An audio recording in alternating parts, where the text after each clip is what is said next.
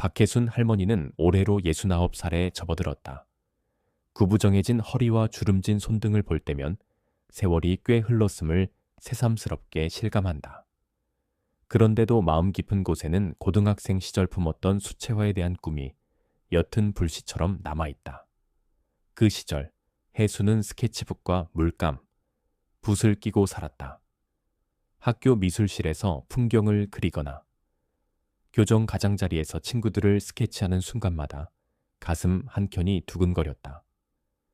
미술 담당 선생님은 그녀의 색채 감각을 칭찬하며 정식으로 공부해보면 재능을 꽃피울 수 있겠다라고 말해 주곤 했다. 하지만 집안 사정은 여유롭지 못했다. 아버지는 일찍 세상을 떠나고 어머니 혼자 자녀를 키우느라 힘겨워했다. 친척들도 사정이 비슷했기에 누군가 그림 공부를 본격적으로 지원해줄 상황이 아니었다. 부모나 친척 중에는 빨리 취직하거나 결혼해서 안정된 가정을 이루는 편이 더 현명하다고 보았다.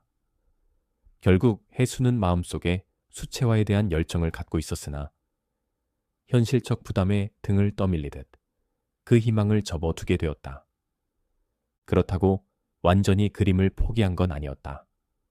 졸업 전으로 나중에 돈 좀 벌게 되면 그래도 내가 좋아했던 물감과 붓을 다시 만져보지 않을까? 라는 막연한 기대가 있었다.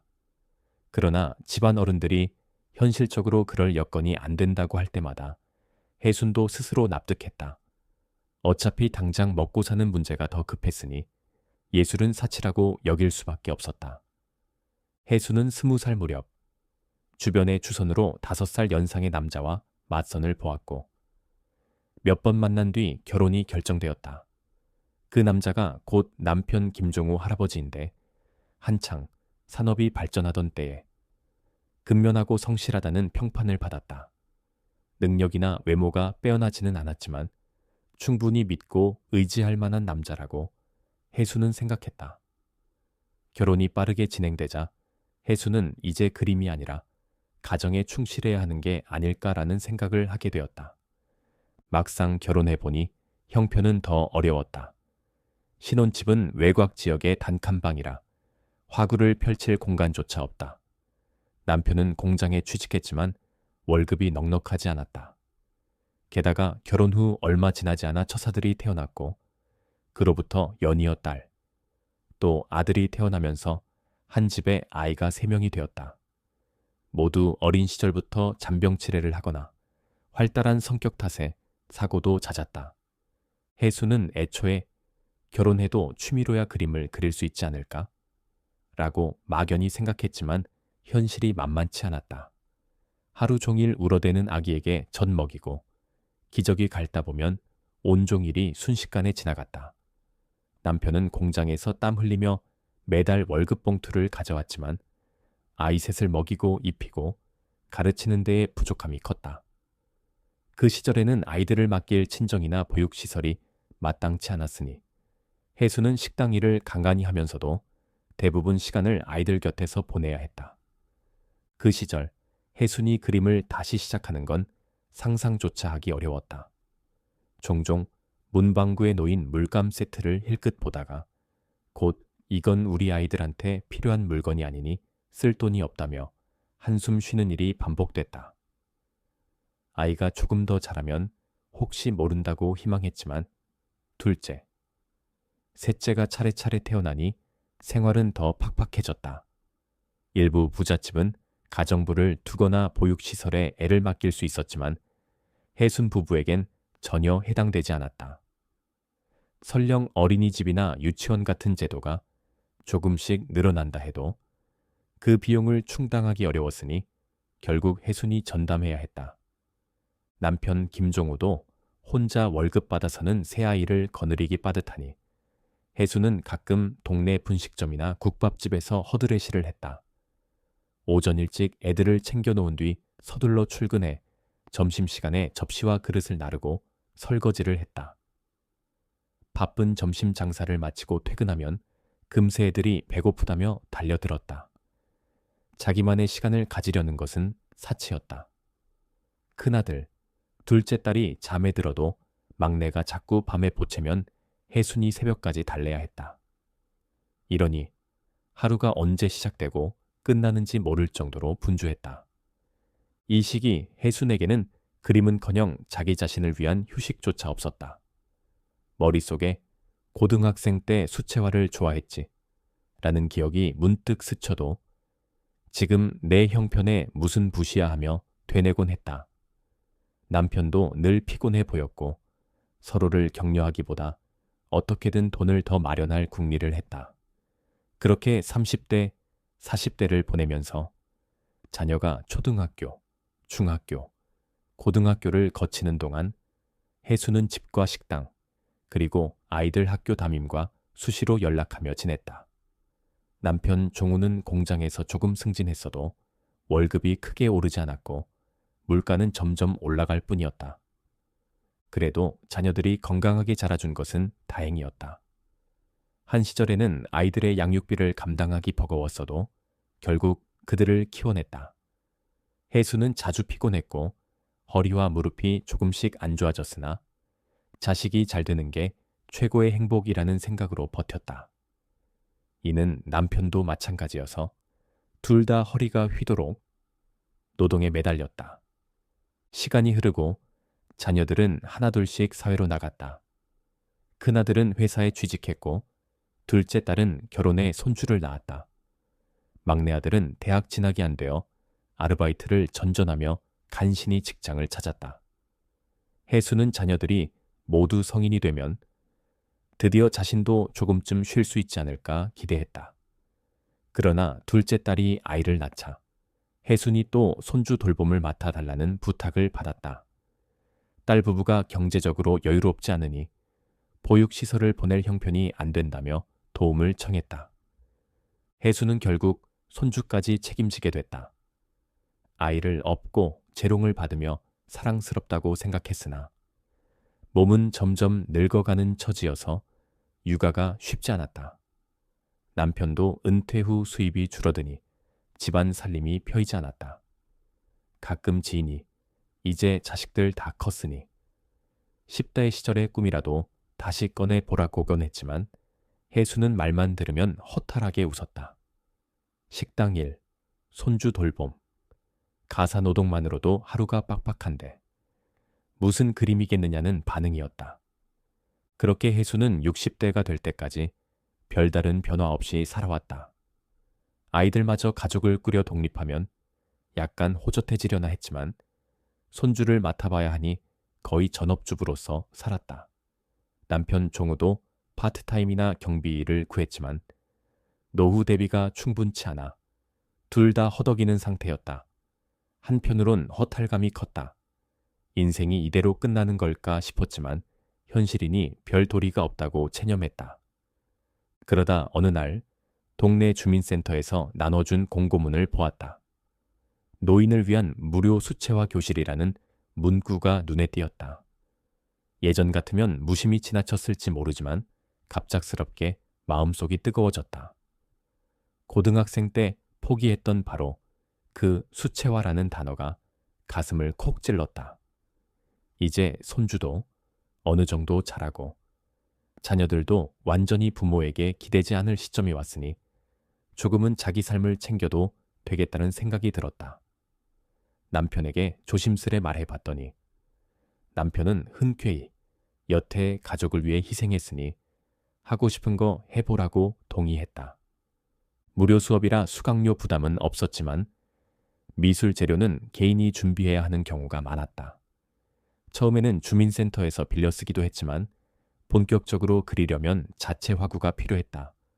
혜수는 첫날 수업에서 젊은 미술 전공 강색에서 수채화 감각이 좋다는 칭찬을 들었다.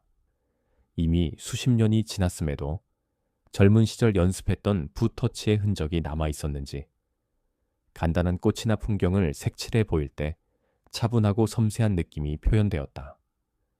혜수는 집으로 돌아와 한참 잊고 살았던 설렘을 다시 느끼며 이걸 제대로 해보고 싶다. 고 결심했다. 문제는 꽤 비싸게 드는 물감과 종이, 그리고 붓 등이었다.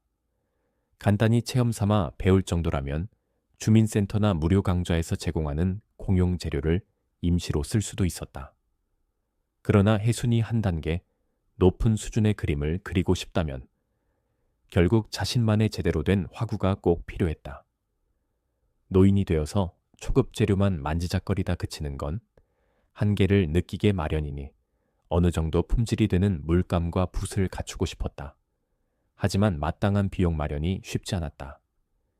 이미 노후 자금은 최소한도로 써야 하는 상황이었고 남편도 현재 안정적 수입이 없었다. 한동안 고민하던 혜수는 결국 세 자녀에게 조심스럽게 도움을 청했다. 어떤 의무를 강요하는 건 아니었다. 혜순 스스로도 자녀가 부모의 노후 비용을 전부 떠맡을 필요는 없다고 믿었으며 자녀가 각자 사정이 있어 힘들 수도 있다는 사실을 이해했다. 그저 엄마가 이제야 그림을 본격적으로 다시 배우려 하는데 물감이랑 붓 좀 마련하는데 조금만 도와줄 수 없느냐는 수준의 부탁이었다. 오래도록 가족을 위해 헌신해 왔으니 자녀들도 조금은 여유가 생겼을 거라 막연히 기대했던 것이다. 그런데 아이들의 반응은 예상보다 훨씬 냉랭했다. 모두들 본인들도 먹고 살기, 팍팍하고 할부금이나 대출, 혹은 육아 비용이 많아 남는 돈이 없다고 잘라 말했다. 혜수는 이 정도라면 어쩔 수 없다며 무리해서 달라고 할 마음은 애초부터 없었다. 문제는 그 뒤에 따라붙은 말들이었다. 첫째가 이 나이에 그림은 무슨 주책이냐는 뉘앙스로 엄마가 너무 어리석은 욕심을 낸다는 식으로 쏘아붙였고 둘째는 취미 삼아 몇 번 해보는 거라면 돈 들여줄 만한 가치가 없지 않겠느냐는 투로 손사래를 쳤다. 경제적으로 도와줄 여력이 없다는 것은 이해한다 해도 엄마의 소망 자체를 우습게 여기고 깎아내린 듯한 태도가 혜순을 아프게 했다. 혜순은 아이들에게 무조건 부모 뒷바라지를 하라거나 노후를 책임지라고 요구하는 게 결코 아니었다. 이미 자녀들도 자신들 삶이 팍팍할 수 있음을 알기에 굳이 돈을 내놓으라 강요할 처지가 아니라는 것을 스스로 잘 알고 있었다. 그러나 단 한 번의 부탁에조차 이런 반응이 돌아오니 마음 한구석이 쓰라렸다. 특히 주책이라며 무시하듯 말한 부분이 뼈아프게 꽂혔다. 가난했던 과거 탓에 젊은 시절 완전히 접어야 했던 꿈을 이제 노년에야 겨우 다시 꺼냈는데 자녀가 고개조차 돌리지 않고 왜 그렇게 쓸데없는 짓을 하느냐는 식으로 말하니 오랜 희생이 부정당하는 기분이었다. 자녀들은 다들 바쁘고 사정이 있다는 걸 100번 이해하면서도 엄마가 한평생 온 힘을 쏟아 키웠다는 사실이 전혀 고려되지 않는 듯해 혜수는 서러웠다. 그녀가 이 소식을 남편에게 전하며 여러 감정이 복받쳐 눈물을 보인 것도 바로 그 지점이었다. 경제적으로 지원해주지 못할 수는 있다. 혜순도 그것을 강요할 마음까진 없었다. 하지만 꿈을 다시 펼치는 엄마의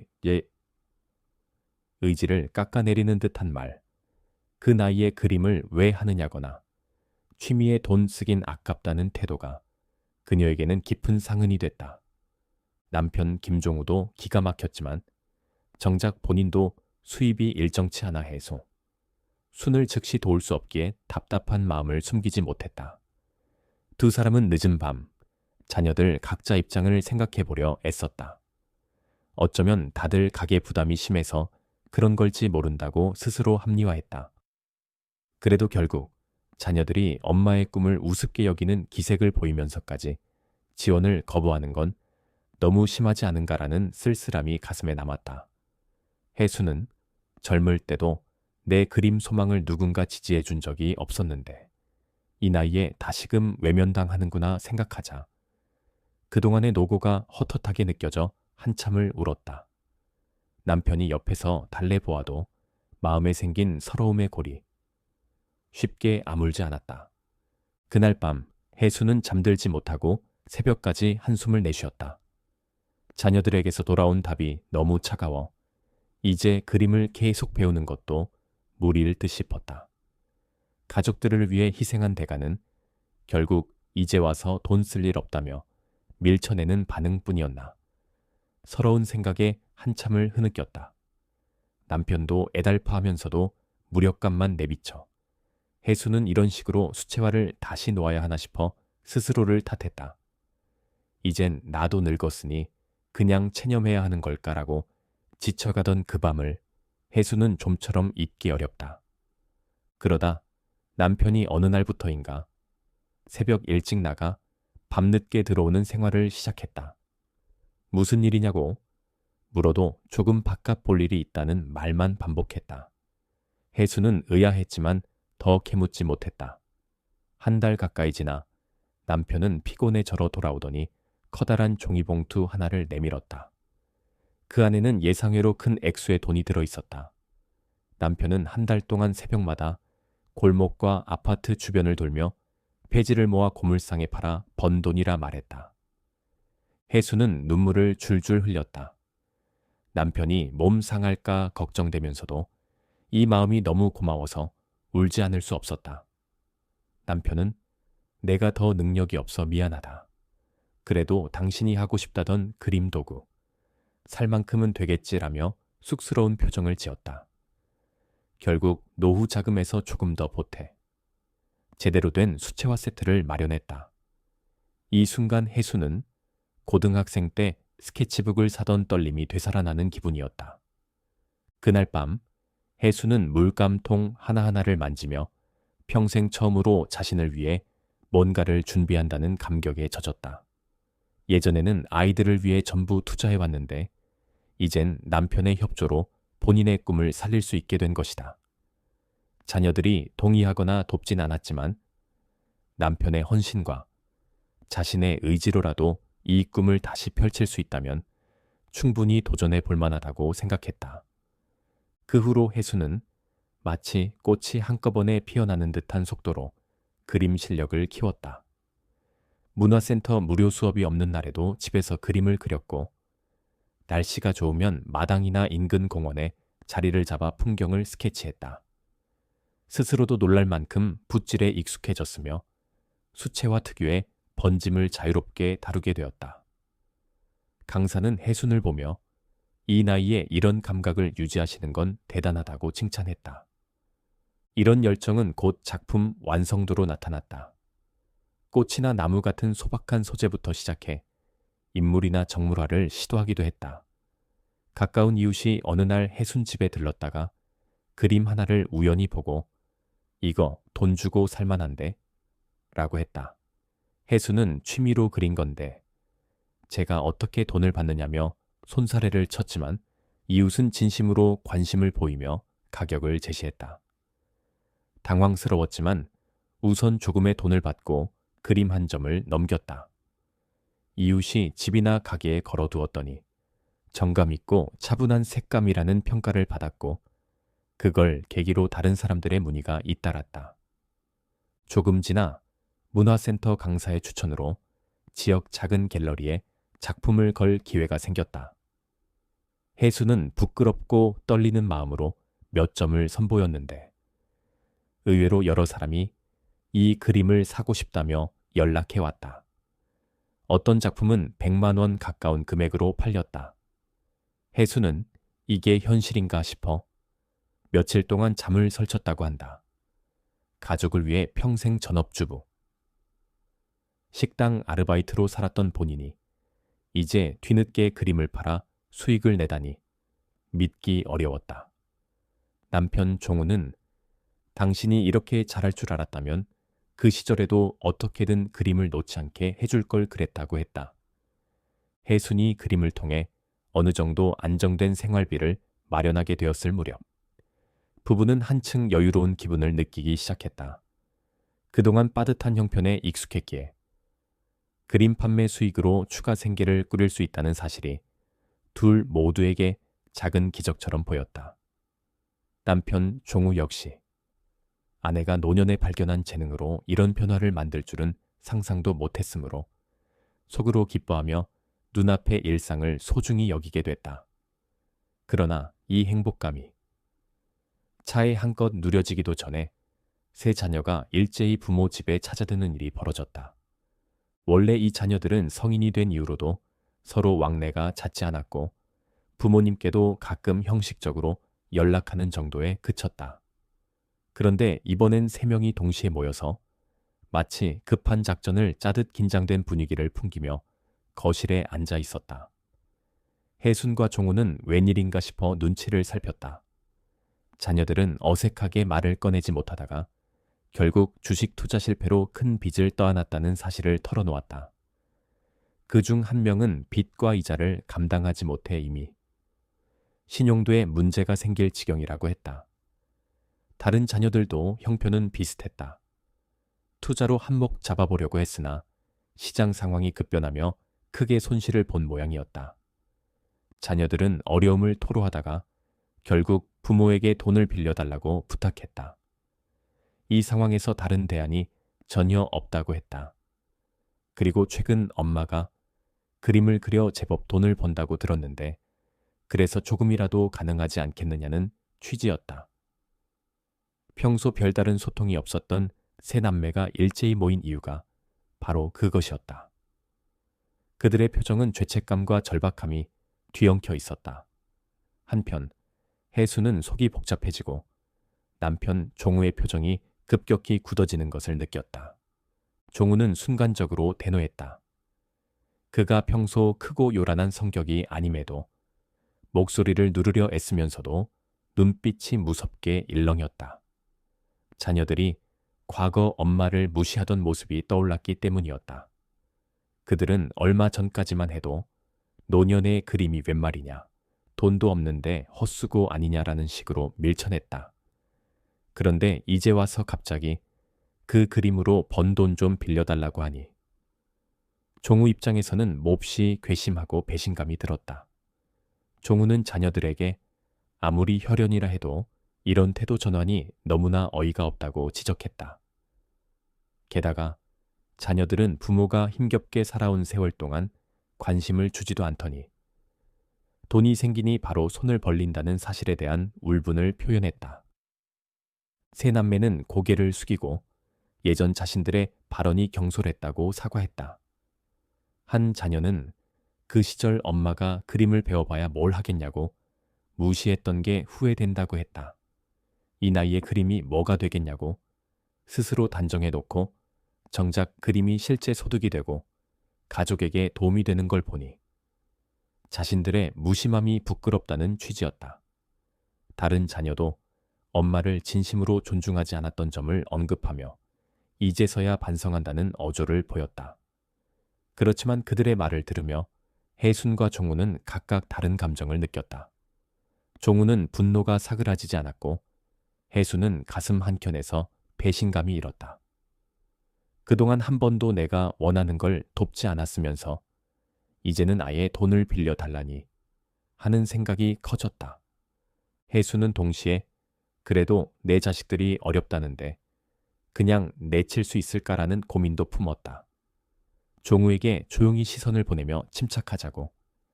자녀들도 지금 얼마나 절박하길래 이러겠느냐고 방에서 한참 대화를 나눴다. 종우는 처음에는 절대 안 된다고 고집했다. 그동안 엄마를 무시하고도 사과 한 번 없던 녀석들이 이제야 와서 빚을 막아달라고 하면 누가 흔쾌히 주겠느냐는 것이었다. 혜순도 자녀들에게 서운함이 컸지만 또 한편으로는 만약 이대로 자식들이 파산해버리면 가족 전체가 더 힘들어질 거라고 여겼다. 그리고 어느 뭐로 보나 이들은 어릴 적부터 자신이 피땀 흘려 키운 아이들이다. 그렇게 방 안에서 남편을 오래 달래며 가족이니까 도와줘야 한다고 설득했다. 종우는 자녀들이 언제 엄마 그림을 지지해줬나. 다 부정적인 말이나 해댔지 않느냐며 언성을 낮게 깔았으나 혜순이 그를 붙잡고 한숨을 쉬면서 그래도 우리 피부치 아니겠냐. 결국 아이들을 내치면 나도 마음 편치 않다는 심정을 누차 밝혔다. 결국 부부는 결론을 냈다. 그림 판매로 모은 돈과 남은 노후 자금 일부를 합쳐 자녀들에게 지원하기로 하되 조건이 있었다. 두 번 다시 이런 무모한 투자로 가정을 위기에 몰아넣지 말 것. 그리고 그동안 엄마를 하찮게 보던 태도를 진심으로 돌아보고 적어도 앞으로는 무시하는 말을 하지 말라는 것이었다. 종우는 마지못해 이 제안에 동의했지만 혹시 자녀들이 또 뒤통수 치면 어떻게 하나라는 의심이 완전히 가시지는 않았다. 방 밖으로 다시 나왔을 때 거실에 앉아있던 자녀들은 한껏 긴장된 표정으로 부모의 결정을 기다리고 있었다. 부부가 도와주겠다고 하자 3명 모두 머리를 숙여 울먹였다. 맏아들은 자기가 정말 큰 실수를 했다. 엄마의 재능을 몰라보고 이런 일이 벌어질 줄 상상도 못했다며 고개를 들지 못했다. 둘째는 예전엔 엄마가 그림 같은 거 해봤자 득될 게 없다고 여겼지만 지금 보니 엄마가 가족을 살리는 역할까지 하고 있어 죄송하다는 취지로 죄책감을 호소했다. 막내도 앞으로는 엄마를 힘들게 하지 않겠다며 울먹이면서 사과했다. 이 광경을 보며 혜수는 마음 한켠에서 울분이 치솟았지만 동시에 아이들이 진심으로 사과하는 모양이구나라는 생각이 들었다. 서운하고 화가 나도 그래도 그들이 솔직하게 반성하고 눈물을 흘리는 걸 보니 완전히 등을 돌리긴 어려웠다. 남편은 헛기침을 하면서 너희가 엄마에게 얼마나 상처를 줬는지 알았으면 한다고 낮게 말했다. 자녀들은 아무 말도 못하고 연신 허리를 숙였다. 한동안 정막이 흐르다가 혜순이 그저 크게 한숨을 쉬며 같이 잘 살아보자는 식으로 마무리하자 자녀들은 꾸벅 고개를 끄덕였다. 그날 이후 부모는 추가 자금을 마련해 세 자녀 각각의 빚 일부를 대신 갚아주었다. 자녀들도 완전히 해결되지는 않았지만 급한 불을 꺼 한숨 돌릴 수 있었다. 자녀들은 집으로 돌아가면서 연신 미안함을 털어놓았다. 자식들은 한때 엄마 취미를 철없다고만 생각했는데 이렇게 진정한 재능과 수익으로 연결될 줄은 몰랐다고. 엄마 그림이 아이의 인생을 구해주는 그림이 됐다고 했다고 한다. 이 모든 발언을 듣는 혜순과 종우는 묘한 심경이었다. 자녀들이 한껏 비치고 사줘야 하는 상황을 그저 이젠 알았으니 됐다며 받아주는 마음이 편하지만은 않았다. 그래도 가족이니 서로 미워만 할 수 없었다. 그렇게 커다란 소동이 지나가고 자녀들은 계속 부모에게 고맙다고 연락해왔다. 부모 역시 갈등이 완전히 해소된 것은 아니지만 이 사태를 통해 각자의 입장을 깊이 이해했다.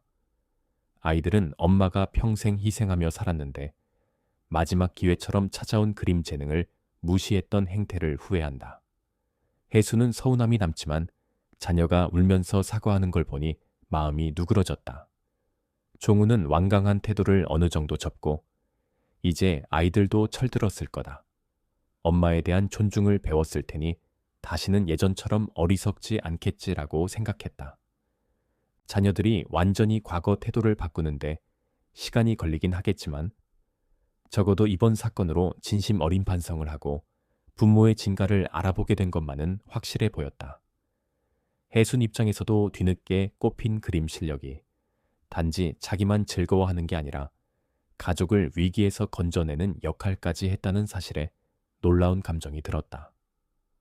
그리고 이 노년에야 자식들의 진정한 사과와 존중을 받아내는 형국이니 인생은 정말 알 수 없다는 생각도 했다. 예전에는 미처 몰랐지만 꿈이 때로는 가족까지 구원할 수도 있다는 깨달음이다. 이렇듯 한바탕 소동 속에서 온갖 울분과 서운함, 회한이 드러났지만 결국은 오래된 응어리가 풀릴 계기가 되었다. 자녀들은 부모에게 진 빚을 점차 갚으면서 엄마 그림을 광고해 주겠다는 계획도 세우는 등 태도가 달라졌다. 한 명은 다시금 엄마를 존경한다라는 뜻을 전했다고 한다. 혜순과 종우는 겉으로는 별말 없었으나 속으로 안도하며 평온을 되찾았다. 그리고 남편은 아내에게 조용히 그림으로 한몫 잡았다는 게 아니라 결국 당신 재능이 가족까지 살리는 셈이군.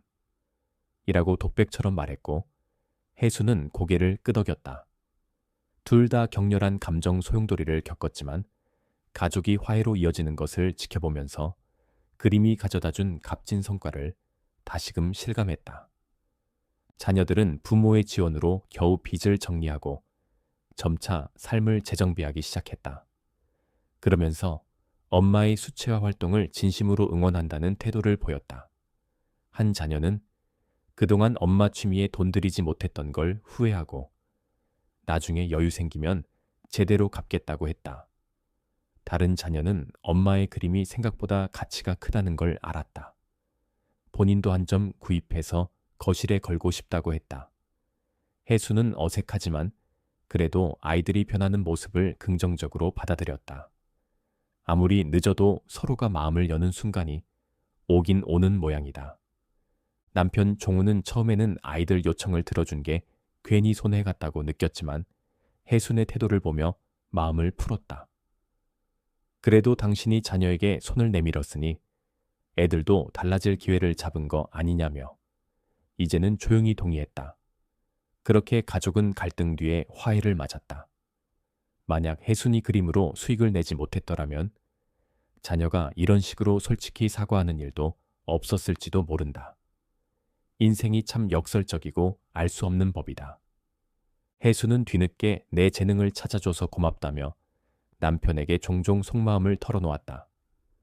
남편은 폐지로 돈을 마련했던 시절을 떠올리며 아내가 이렇게 행복해하는 모습을 보니 그 고생이 하나도 아깝지 않다고 했다. 남편은 젊었을 적에도 가정 때문에 꿈을 포기한 혜순의 상황에 항상 미안했다고 한다. 두 사람은 이 나이에야 비로소 서로에게 고맙다, 미안하다는 감정을 진정으로 느끼는 것 같았다. 그 후로 몇 달이 지나 혜순 할머니의 삶은 한층 평온해졌다. 다행히 세 자녀도 부모의 도움을 발판 삼아 조금씩 빚을 갚아나갔고 그 과정에서 어머니의 그림 작업을 진심으로 응원하고 지지하는 태도를 보이기 시작했다. 예전처럼 그 나이에 무슨 그림이냐라는 핀잔은 찾아볼 수자 없었고 오히려 엄마, 이번에 어떤 작품을 준비하고 있어? 라고 물으며 궁금증을 드러냈다. 혜수는 마음 한구석의 서운함이 여전히 완전히 지워진 것은 아니었지만 자녀들이 뒤늦게라도 그 꿈을 응원해주니 기분 좋았다. 그렇게 가족 간 대화의 물꼬가 트이자 멀어졌던 정이 천천히 회복되는 듯 했다. 혜수는 여전히 무료 수채화 교실에 꾸준히 나가고 스스로도 시간을 내어 작품에 집중했다. 남편 종우 할아버지는 혜순이 붓을 들고 앉아있는 모습을 볼 때마다 못내 흐뭇한 미소를 띄었다. 당신이 행복해 보이니 나도 좋네 라고 말하는 그의 눈빛에는 폐지를 줍던 그 시절의 미안함과 이제라도 응원해 줄 수 있어 다행이라는 안도감이 동시에 깃들어 있었다. 혜수는 이제 더 이상 가족들로부터 그림에 대한 부정적인 말을 듣지 않아도 된다는 사실이 커다란 위안이 되었다. 손주들도 엄마, 아빠를 따라 잠시 방문할 때면 할머니가 그린 꽃 그림에 예쁘다라며 호기심을 보였다. 손주가 새하얀 종이에 마음껏 낙서를 하는 모습을 보며 혜수는 내가 꿈꾸던 모습이 바로 이런 평범한 기쁨이었지 하고 새삼 깨달았다. 그 무렵 문화센터 강사로부터 작품을 더 널리 소개해 볼 생각 없느냐는 권유가 들어왔다. 이미 동네 갤러리나 소규모 전시에 몇 번 그림을 내놓았지만 이제는 좀 더 본격적인 자리를 마련해 보자는 제안이었다. 강사는 선생님만의 색채감과 정서를 담아낸 전시를 열면 충분히 관심을 받을 수 있을 것이라고 했다. 혜수는 노인에다가 늦게 시작한 화기에 불과한 내가 과연 될까 하는 의구심이 들었지만 한편으로는 시간이 더 흐르기 전에 제대로 전시 한번 해보는 것도 나쁘지 않겠다라는 생각이 머릿속을 스쳤다. 지난날 가장 아픈 지점이었던 가족의 무관심이 이제는 점차 응원으로 바뀌어가는 이 시점에 한 발 더 용기를 내보고 싶었다. 이 소식을 자녀들에게 전하자 예상외로 자녀들은 적극적으로 어떻게 준비하면 좋을까요? 엄마 전시회 홍보라도 우리가 돕겠다고 나섰다. 특히 둘째 딸은 SNS를 통해 엄마의 수채화 전시 예정이라는 소식을 지인들에게 알리고 간단한 홍보물을 만드는 일까지 자처했다. 아들들은 경비가 모자라면 우리가 알아볼 테니 엄마가 편히 작품에만 신경 쓰라고 했다. 혜수는 그 말이 거짓 같지 않아 마음 깊은 곳에서 눈물이 핑 돌았다. 한때 내가 그림 재료 살 돈조차 없다고 외면하던 아이들인데 이제는 나를 도와준다고 하다니. 서러운 기억과 벅찬 감격이 한꺼번에 밀려왔다.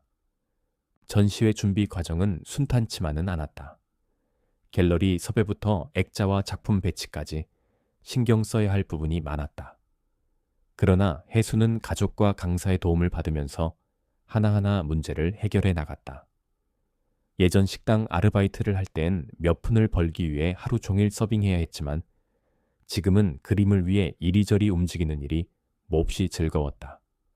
종우는 틈틈이 혜순을 도왔고 당신 그림이 이렇게 많이 쌓인 줄 몰랐네라며 놀란 눈빛을 보내기도 했다.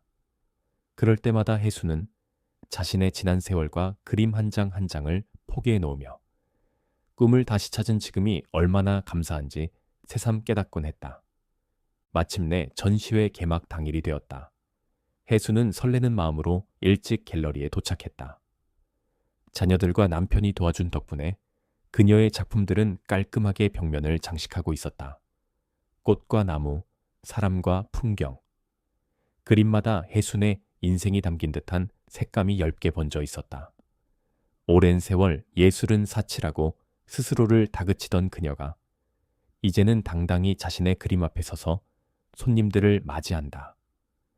주민센터 강사와 이웃들, 문화센터에서 같이 수업 들었던 친구들까지 하나둘 전시장에 들어왔다.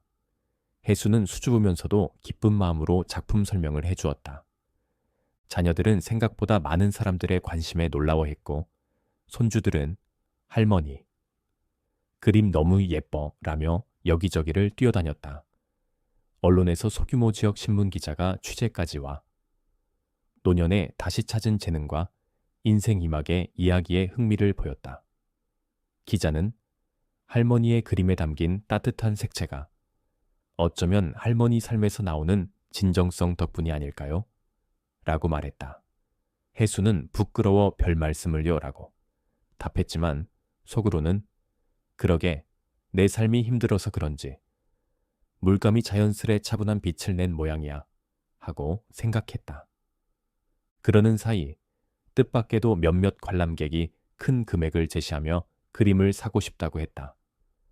혜수는 팔려면 팔고 아니면 그냥 간직해도 좋다는 마음이었는데 이제는 가족이 먼저 엄마, 이건 엄마의 정당한 노동의 대가니까 당당히 받으세요라고 조언해 주었다.